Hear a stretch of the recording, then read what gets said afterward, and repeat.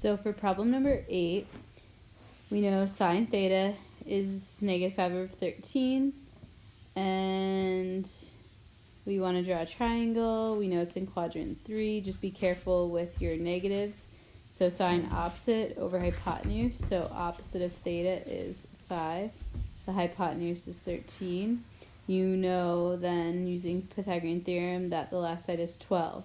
Now just be careful when you do Pythagorean theorem. It's going to say positive 12, but you know that to the left is negative and down is negative.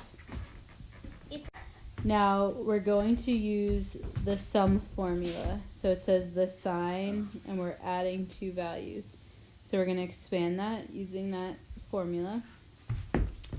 And remember, whatever you see first is always your u. Whatever you see second is your v. So we're going to plug in. So in the u slot, wherever we see u, we plug in pi over 2. And wherever we see v, we just plug in theta. Now if you can evaluate, do it. Sine of pi over 2, up here at 90 degrees, the sine is 1. So we can replace sine of pi over 2 with 1. James, watch out. Then cos of theta, if you look at the triangle over here, cos of theta is the adjacent over the hypotenuse, which is negative 12 over 13. So we have the quantity 1 times negative 12 over 13. In the center, plus. Now, over here on the right, cos of pi over 2 we can evaluate. At pi over 2 or 90 degrees, the cos is 0. So we plug in 0. Sine of theta, referring to this triangle, sine of theta is going to be opposite of hypotenuse, negative 5 over 13. But 0 times negative 5 over 13 cancels. So that's why we end up with 1 times negative 12 over 13, which is negative 12 over 13. So this next one, we're actually going backwards. If we're trying to evaluate, when it says evaluate, we want to have a number as an answer, right? We want to have that ratio. Now, we have to decide what direction we're going in. We want to have work with values that are on the unit circle. So since, James,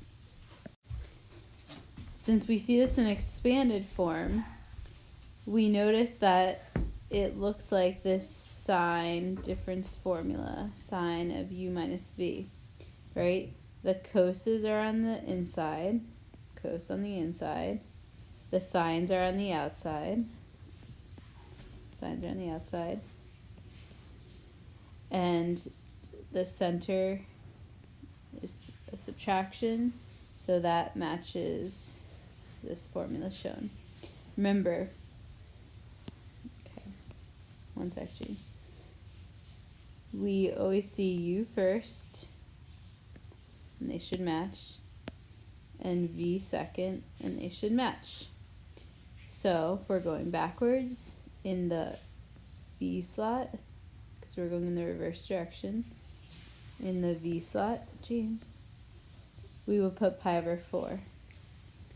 And in the u slot, we would put 5 pi over 2. And then when we take 5 pi over 2 minus pi over 4, work shown over here, we end up with pi over 6.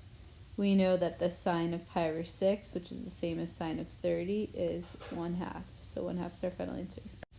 Okay, so for number 5, when we are solving, we want to get all terms on one side and we have to do replacements. So right here we see double angle formula that we can do replacement with. If we see cos to the right of it, we want to make sure that when we replace, cos is involved. So we replace sine 2x with 2 sine x cos x. And then we have minus cos. So then get everything on one side, factor if you can, so we can factor out a cos x. And we're left with 2 sine x minus 1. Once you factor, you set each factor equal to 0 and solve. So we set cos x equal to 0 and solve. Then we set 2 sine x minus 1 equal to 0 and solve. So we get sine x equals 1/2. So what we have to do to figure out what the x values are, which down here they all end up being the x values circled, we're asking ourselves, for example, where is sine 1/2 as we spin around the unit circle? Where is cos 0? And our final answers, where we will either have cos 0 or sine 1/2, is at pi over 2, 3 pi over 2, pi over 6, and 5 pi over 6. For example, pi over 2 is one of the answers because at pi over 2 or 90 degrees, the cos is 0, and that's one of the things we're trying to find. We're trying to find all spots where cos is 0, where the left side of the ordered pair is 0, and where sine, or the right side of the ordered pair, is 1/2. Okay, so we want to get rid of this double angle doing replacement. So I see cos right here, so I'm going to replace the cos 2x with 2 cos squared x minus 1, right? We have 3 options for cos, so we want to be strategic. We get all terms on one side, so we subtract cos x. We write in descending order. We see that this is a quadratic, so you can think of it as 2x squared minus x minus 1. So 2 cos squared minus cos minus 1. We're looking for a combo that multiplies to 2 times negative 1, multiplies negative 2. That adds to negative 1. And that combination is negative 2 and 1. And I always like to put my factors over my front number, so we put them over 2. Simplify, swing out. So right in here, negative 2 over 2 becomes negative 1, so we have cos x minus 1. And if you solve that, you get cos x equals 1. And then on the right, 1/2 doesn't simplify, so denominator comes in front of x, so we have 2 cos x plus 1. If you set that to 0, you get cos x equals negative 1/2. And if we asked ourselves, as we spin around the unit circle, where is cos 1 and where is cos negative 1/2? Our answers are at 0, 2 pi over 3, and 4 pi over 3.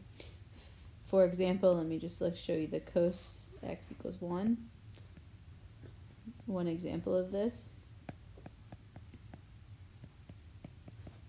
is, we're saying where is the cos 1?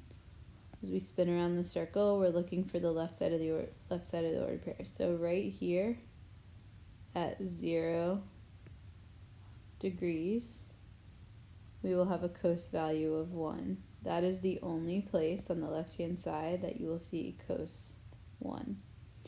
And then as we spin around the unit circle, you will see a cos value of negative 1/2, 2 pi over 3, and 4 pi over 3. So all 3 of these are our answers for the whole problem.